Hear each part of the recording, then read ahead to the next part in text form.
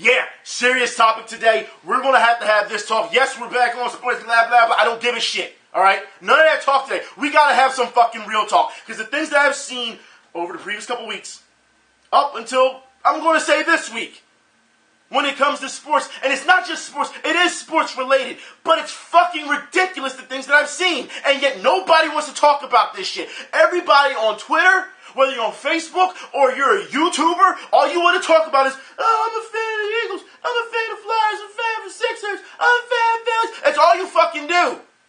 But yet, for some reason, y'all too fucking scared to talk about what's going on in your own backyards, in your neighborhoods. Why is that? Huh? Every time I gotta step in this motherfucker, I always talk about the neighborhoods, don't I? Last week I talked about neighborhoods, and they said that documentary pretty much co-signed what I was talking about.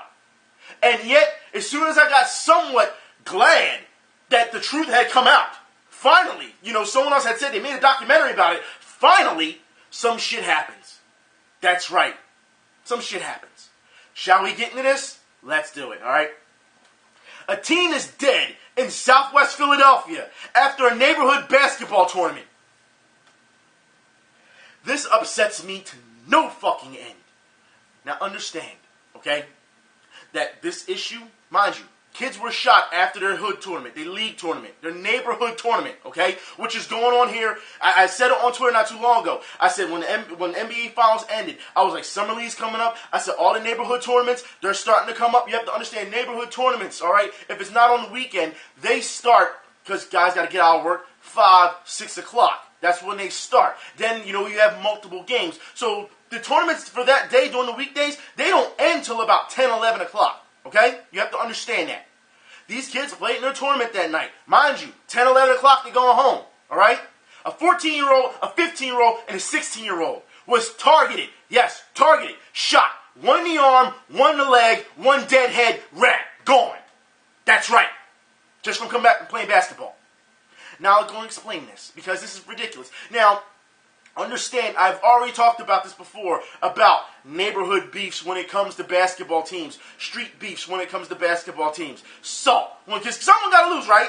You know that. Okay, check this out.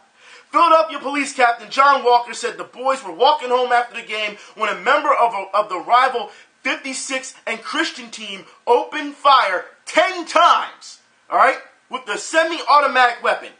Yeah. Walker said the gunman was lying in wait for the victims. Police believe the gunman was motivated by the outcome of the post-game dispute between two teams that happened last Thursday, okay? Last Thursday night. After the 60th and Baltimore team beat the 52nd and Christian team in the last seconds of the game with a buzzer beater shot. So, you're mad at another team because they beat you in the tournament. So you target them, you wait till next week to target them till they're walking home to shoot them. That's what the fuck you did. Are you fucking serious?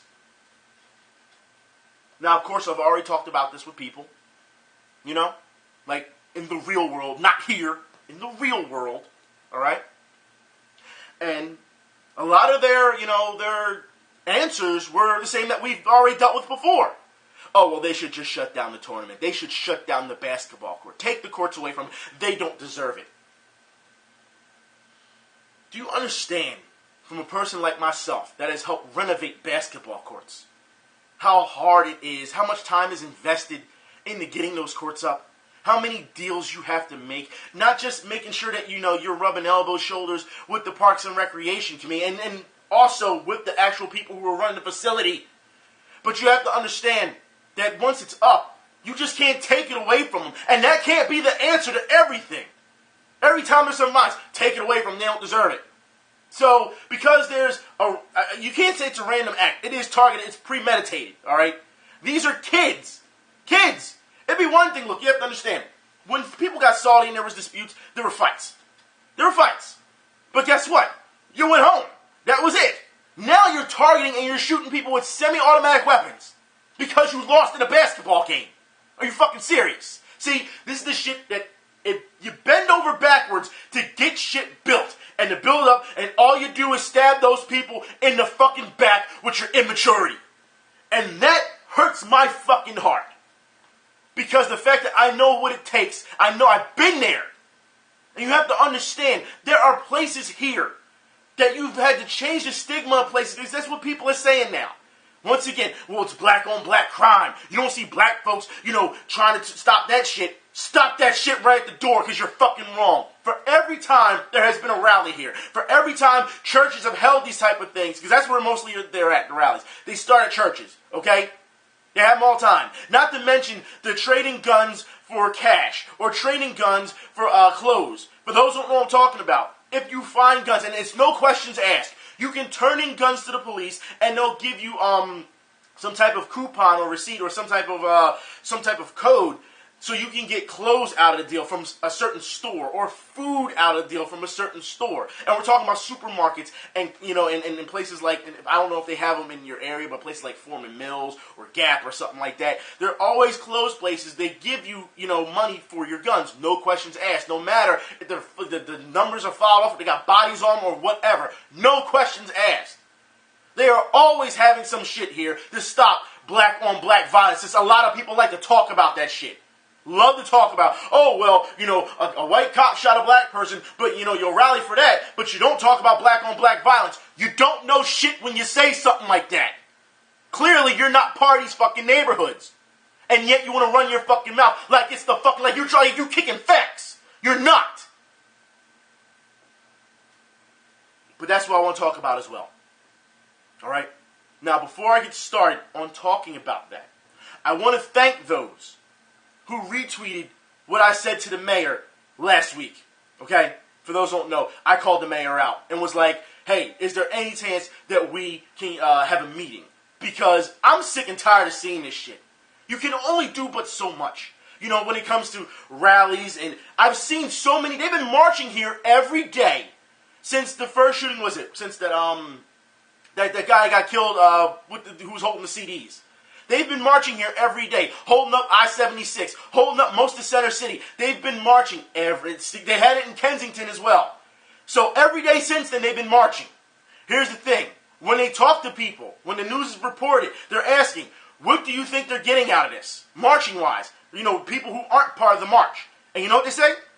I don't know. I don't know what they're trying to solve. That's what they're saying. So clearly, there is a lack of communication.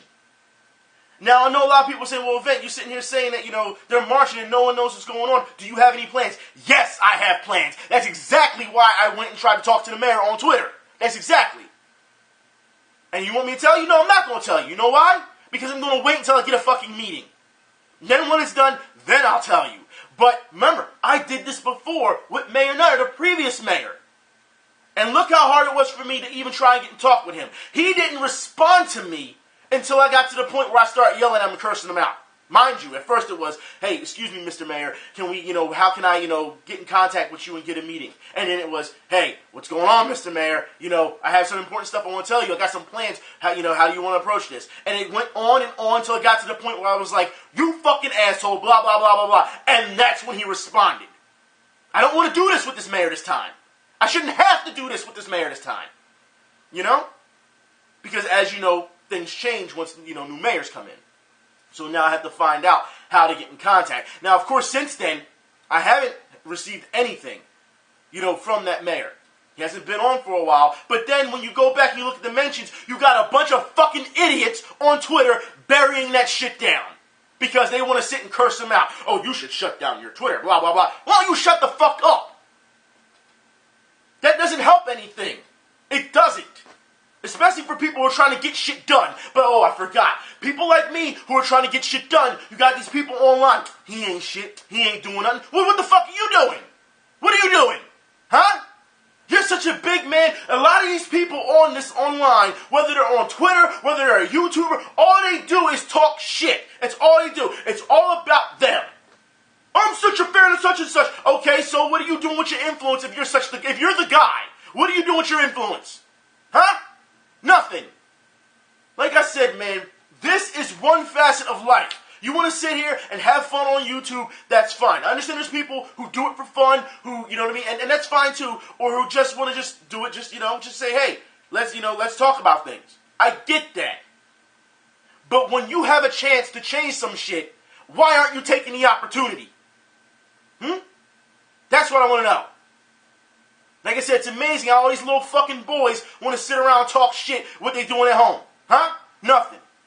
What they doing? Oh, I'm going to school. Okay, you going to school for yourself, but what are you doing to help others? Nothing. It seems like a lot of you got a lot the fuck to learn, and a lot of you are already adults, so you should know better.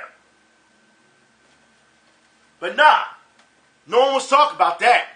Like I said, you can talk about the Eagles, the Sixers, the Flyers, the Phillies. You talk about them all fucking day. Y'all can get into fights over it. Y'all can Photoshop each other, in pictures over it. Y'all can lie and cheat and all kinds of shit on each other over that shit. But when it comes to a real issue, y'all motherfuckers scatter like roaches. Because that's how I see y'all, as roaches. A nuisance. You have to understand what's going on here. I have so many plans that could help. I feel as though when it comes to all this marching and all this fighting, I feel as though it's not focused. I feel as though the energy could be put into more of a positive way. And like I said, I do have plans. I got tons of plans.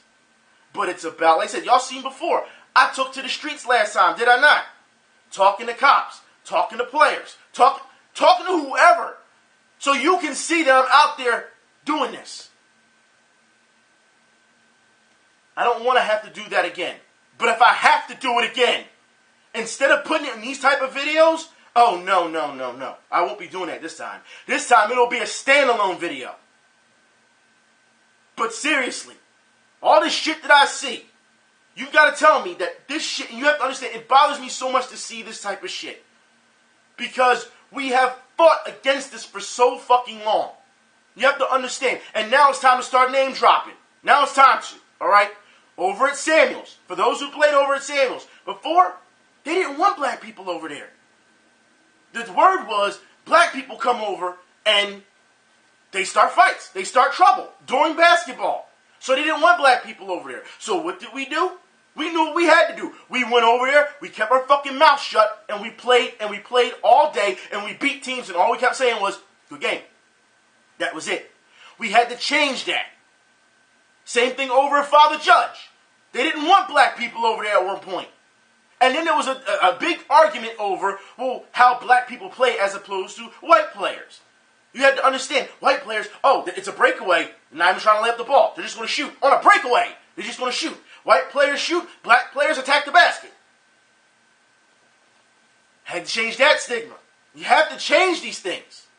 You have to understand that when you have to go in mindful, knowing your exact situation. And in this situation, okay, where teams are upset with each other, rivalry. It's fine to have rivalry. It is. Like I said, there's always been fights over this type of stuff. But to shoot someone with semi-automatic weapons, that's bullshit. That's absolute bullshit. They're not recovering from that. Two out of three will recover. Because one, like I said, one got shot in the arm, one got shot in the leg. But I said, these are kids. Kids! I don't care what type of shit is talked on the court. Or post-game, pre-game, whatever. We've seen it all. If you've never been in tournaments and seen guys who are dressed like they just come from work. So what they do before the game, they're stripping down right in front of you. They're not going to their car and changing. No, they're stripping down right in front of you, taking everything the fuck off. And then putting on a uniform. And if anyone even dares to flinch and say, what the fuck you doing? Oh, you gay. You shouldn't be looking anyway. That's what they'll say. You have to understand, you're going to have those guys who are not even part of basketball, who are not part of the game. But they sitting on the sidelines making jokes about you, making jokes about your team. They're just firing off shots. It doesn't matter who. You're going to have those people. They're there to heckle, just in general, to heckle anyone. You got to keep focused. The fact is, it's disrespectful to those who are there to play basketball. Taking away courts isn't the answer. If that's the case, why don't we just take away everything from everybody every time there's some fucking violence? And for those that know what I'm talking about, well, if a guy gets killed for his shoes, then we should just take away all Jordans, huh? We should take away all shoes. Some guy got, killed on the train, so we should just take away the whole train. Look, the fact is, you can't blame a facility on a shooting. You can't. Basketball is a pillar here. And for you to try and keep wiping away fucking basketball courts, that doesn't make sense. I've shown you before. They're trying to over-report Richmond. They're putting in bike polo. The fuck bike polo? Get the fuck out of here. People, even in North Philly, they got tennis courts now. They got tennis courts. Yeah. While I'm okay with there being multiple sports, you should know the type of clientele, or should I say, the type of athlete, because that's what I'll call them, athlete, that comes with those type of sports. Now, I hope this mayor gets back to me. Of course, I'm not going to talk to him the way I'm talking to y'all right now, but it angers me to see so much shit going on and nobody focusing. Or nobody trying to help. Y'all want to sit on Twitter and fire off racist bullshit and carrying on. And beyond me, why you would even talk about it, because a lot of you don't know what the fuck you're talking about. And it shows, especially when it comes to talking about black people. To domestic terrorists. You fucking kidding. Are you fucking kidding me? I guess my barber, who's part of Black Lives Matter, I guess he's a domestic terrorist too, huh? I guess the old lady down the street who believes in Black Lives Matter, I guess she's a domestic terrorist too. Y'all people spend so much fucking time online looking at articles and tweets from random people in the fucking world, and you think that's how all of them are. It's fucking stupid. You're stupid. You have no idea how much it takes to get shit built. And I see people all the time talking shit like they're the fucking man. They haven't done shit for anybody, but they're the fucking man, right? That's how you want to see it. If you're the man, step the fuck up and do something. Seriously. No more excuses. For every person that I see run their fucking mouth about said sports team or whatever, or they get on YouTube and they talk and I got my views. Yeah, I made a little bit of money today. Fuck you. That's how I feel about you. And I'm saying this not just for all YouTubers, because it really does stretch out to all YouTubers. It really does. That don't talk about, you know what I mean, these type of things. You're only about yourselves. But especially here.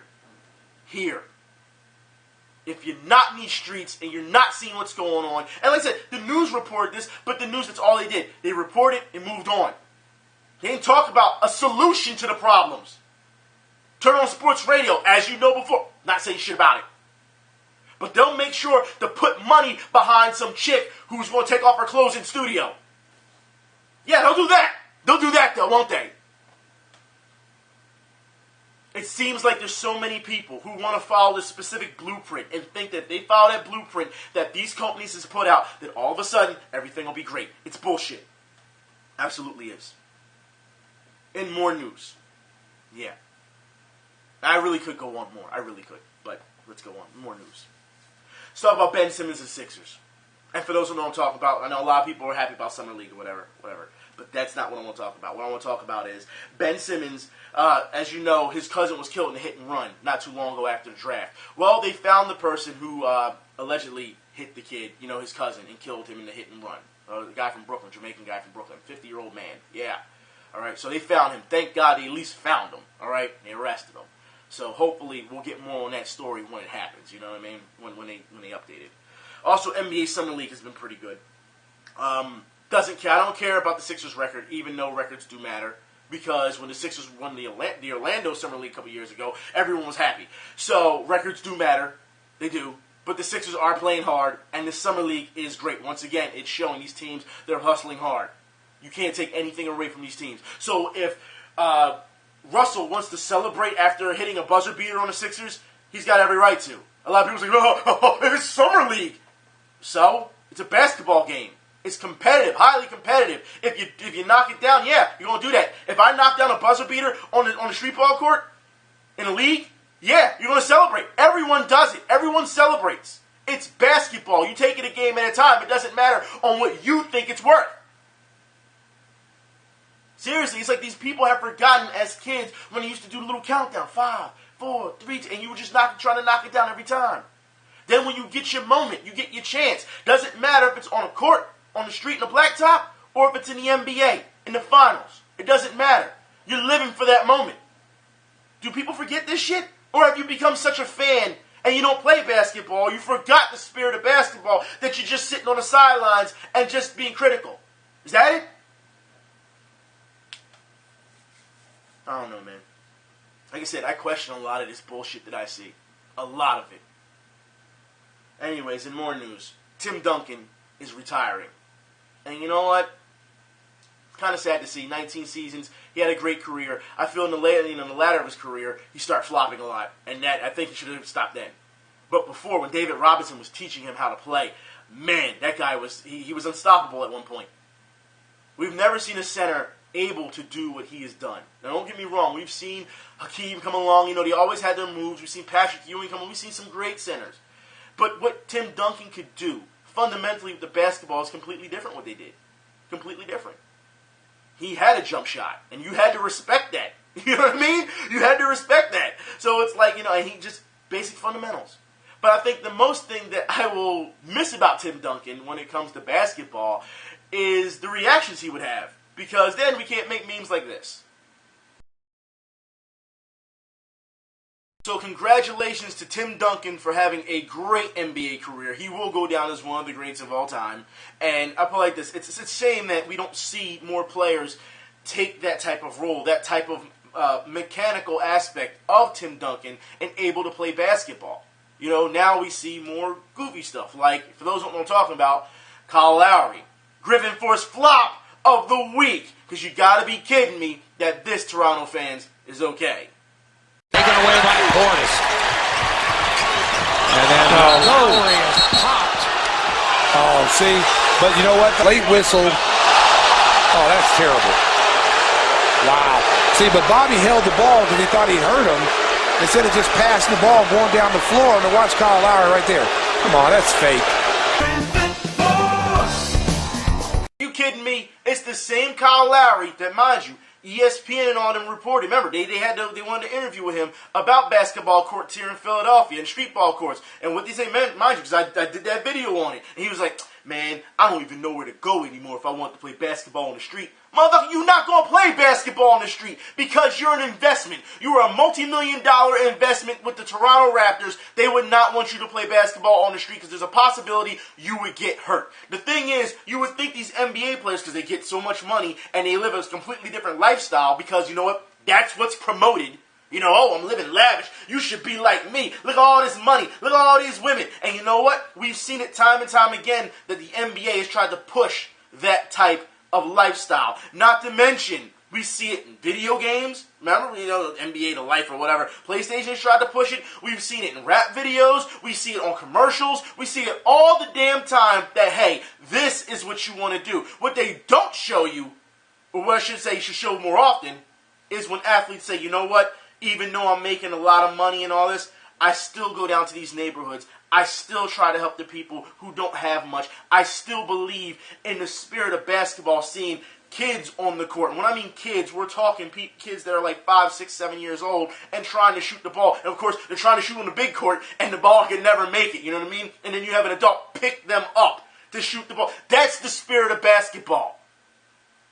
When you don't have something or you don't know how to go about it, there is an obstacle and someone is helping you overcome it because it's a team sport.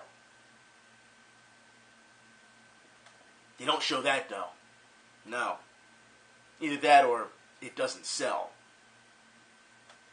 A lot of truth today, people. But of course when I'm saying this, people just say, man, you full of shit, you don't know what we're talking about. Of course you're going to have those people. Right? Right? Well, if I'm such full of shit and y'all don't know what I'm talking about, well then why don't you tell me, alright? Go outside, via video, and show me that I'm wrong. Prove me wrong. Let's move on. I want to talk about football. That's right. But not the Philadelphia Eagles. No. I want to talk about the Philadelphia Union. That's right. I want to give them a nice congratulations. Because for those who don't know, the Philadelphia Union, they are winning games like it's nothing to it now because, you know, they clearly stacked their roster up and how, you know, certain people are actually helping. And the Philadelphia Union in MLS is the team with the most goals this year. That's right. Now, of course, once again, I've talked to people outside in the real world who are Philadelphia Union fans, and a lot of them are saying, don't get too happy. They may blow it in the playoffs. I'll put it like this. Just be happy that this is going on now. Because for those who are Philadelphia Union fans, Sons of Ben, you know, the Union have had some tough times. Especially with their front office. And there were times where they couldn't win a damn game. And this is why people say, I'm a fan of Eagles, Flyers, Sixers, and Phillies, and they always leave out the Philadelphia Union. Now they're actually winning games. I told y'all before in the beginning of the season, if you're going to try and, bandwagon or whatever, now is the time. Now's the time. Don't wait till later in the playoffs they start getting hot. Don't wait till then. Do it now. So that you have some type of history throughout the entire season. Just saying. In more news, we're going to go and shift over to the EPL. ManU. Yeah, you fans, we're going to have a talk. Yeah. Jose Mourinho says that he wants it all. He wants to win it all in his first season with ManU. Are you serious? Are you serious? Jose Mourinho's actually coming out and saying this, and he holds up the little banner. Look, let me tell you something, all right?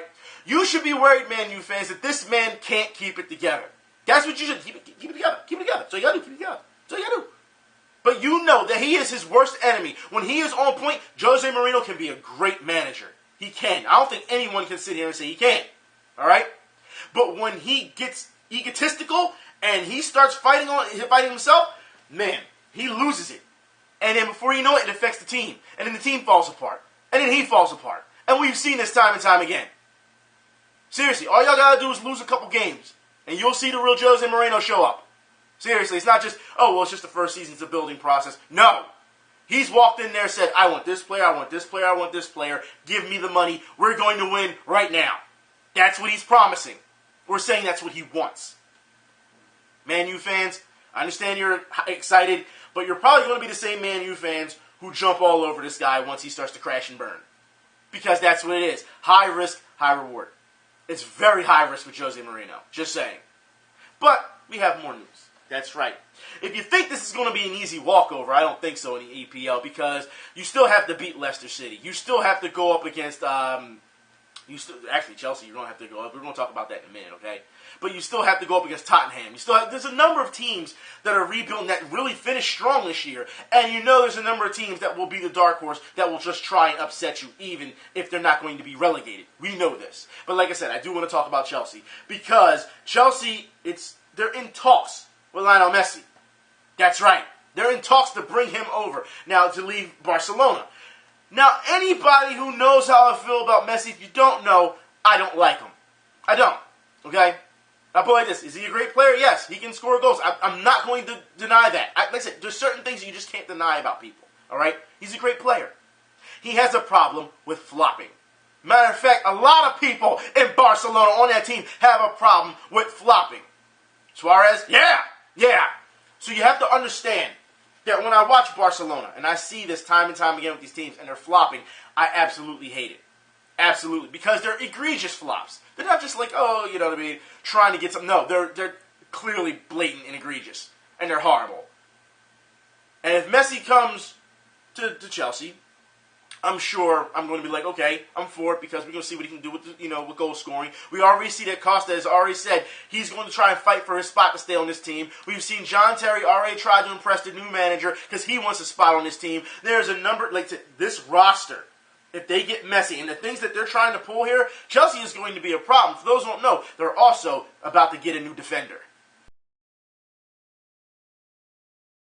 I think this year, Chelsea is going to be tough. And I put it like this, especially in the future. Because if these acquisitions are made and the players are listening to the manager, they're not going to be able to be run through. I'm sorry, but you have to look at it for what it is. This is going to be an uphill battle for ManU to say, we want to win it this year, especially with all the other teams. Jose Mourinho, your window of opportunity to win would be this year. Because 2018 on, not going to happen. It's just not. There's too much talent that's going to come through, especially if Chelsea makes these acquisitions. You're in trouble. You are. You have some good young guys over at ManU, but understand this is something that, like I said, in the future, no. See, and the reason why I say this year coming up, 2017, because Jose Mourinho himself said he wants it so bad this year. So, if Jose doesn't do it this year, I'm going to laugh. Because that's how bad he wants it this year. We're not saying, he didn't say, it's a rebuilding season and it's going to take a little bit, maybe 1 or 2 years, we'll just move our way through and then we will finally get to it. No, he didn't say that. He wants it all this year. So I'm telling you now, ManU fans, you better get ready. Because that is something that, either, like I said, before. High risk, high reward. You're either going to be riding high off of this, or it's going to be such heartbreak that you're not going to be able to handle it. Either or. That's all it is at this point. It's one or the other. There's no gray in between. Just letting you know that. But I do want to move on to boxing. Premier Boxing Champions. I want to talk about it. Because over the weekend, for those who did not see Premier Boxing Champions, I just don't understand these fights. Like, these fights didn't need to happen. The first fight that happens, okay, because there's two fights. The first fight, it's not a joke, but it's so one-sided, because both these fights are one-sided.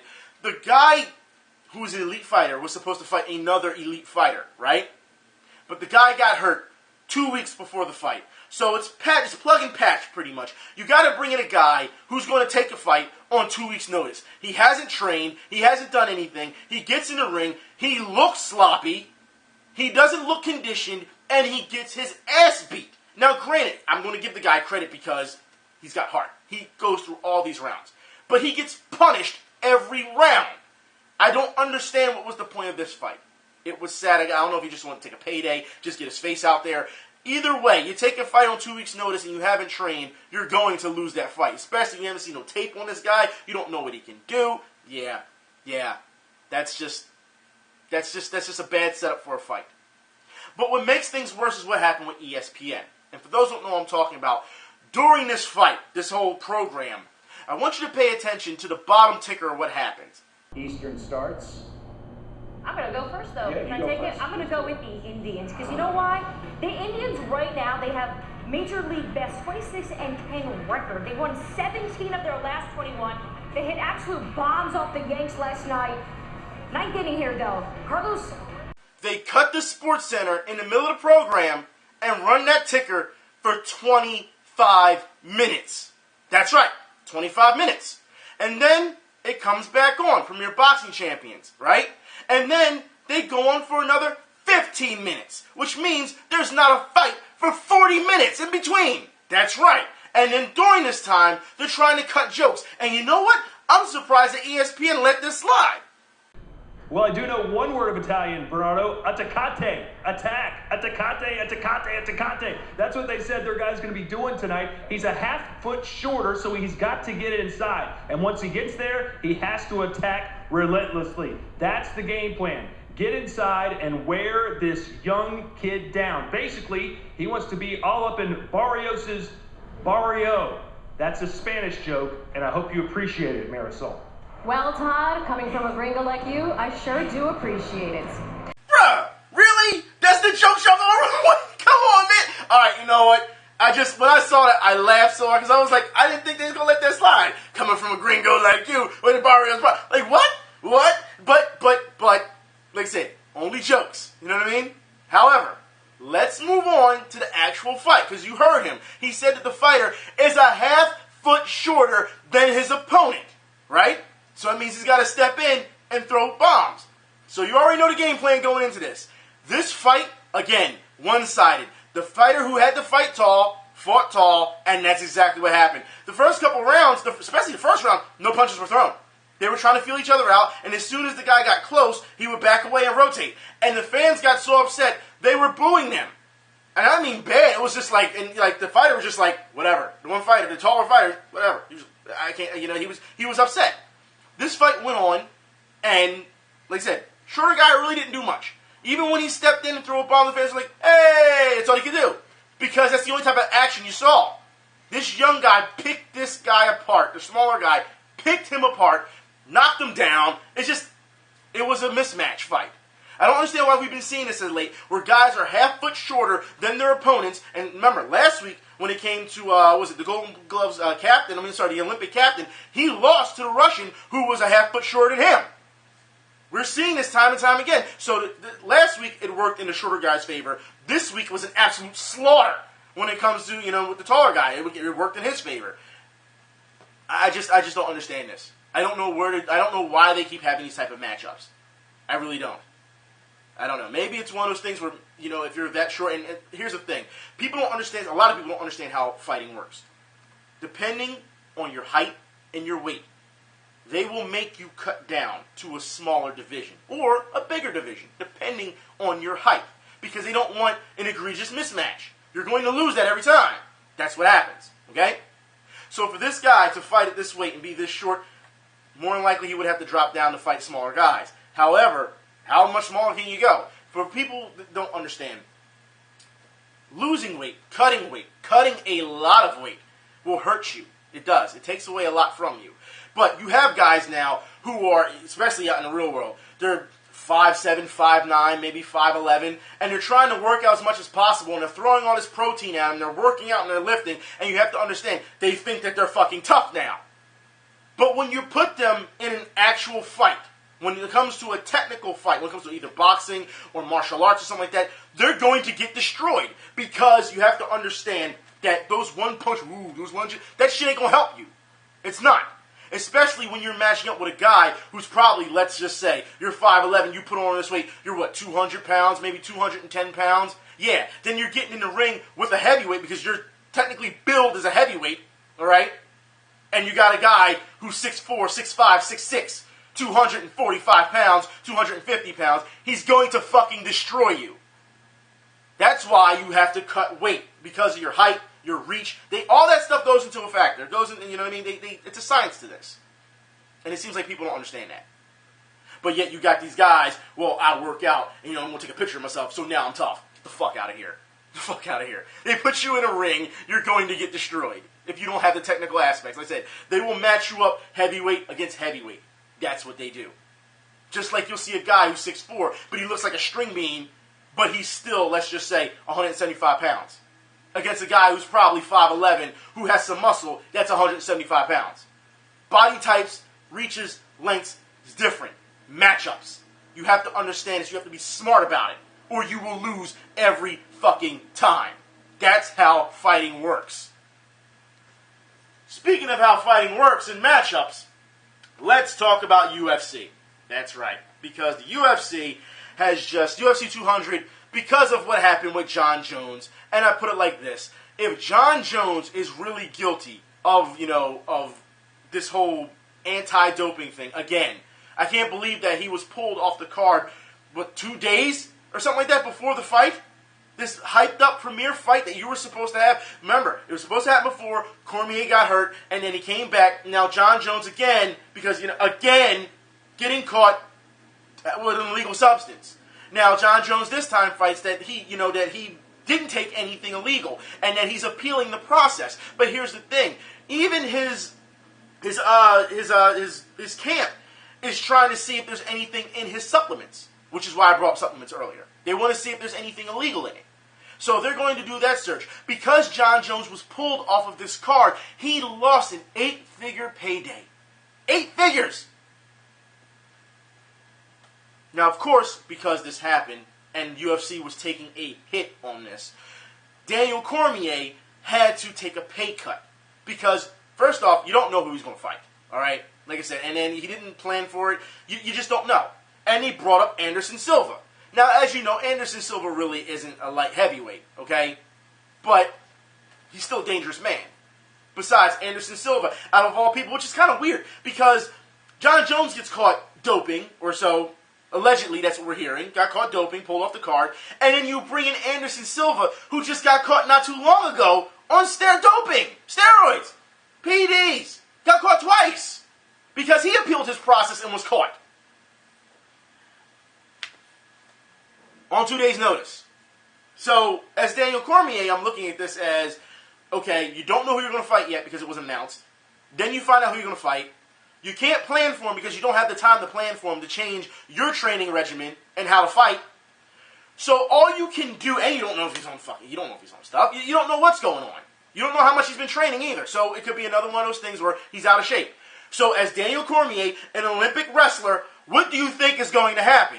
He's going to go with his gut. He's going to go with what he knows best, wrestling. And because he took a pay cut, and the link is in the info bar, to save this pay-per-view, what happens? He gets booed for it.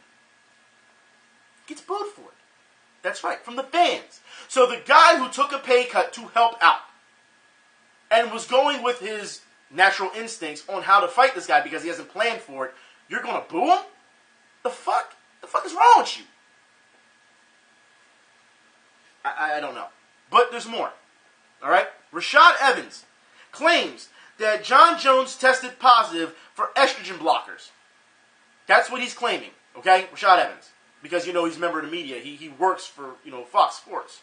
So, when he's not fighting, he's a member of the media, which is a dual threat. If you ask me, I think more athletes need to do that. I think the UFC does a great job at that.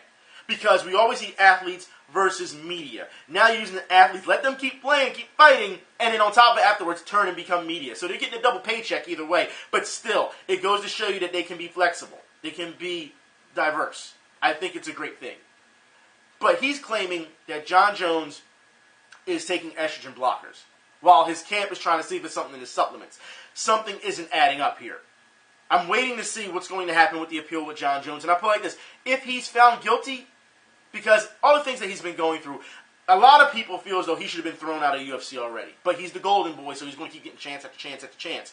If he is found guilty for this, you have to ask Dana White, how many chances does this guy deserve? How many? You've got to be kidding me. I don't know. But in more news with the UFC, they've just been sold for $4 billion. That's right, they've been sold. So now we have to see how this is going to play out. But the UFC right now, look, if someone offers me $4 billion for my company, yeah. Remember, Dana White had said previous year or so, the UFC was having some trouble.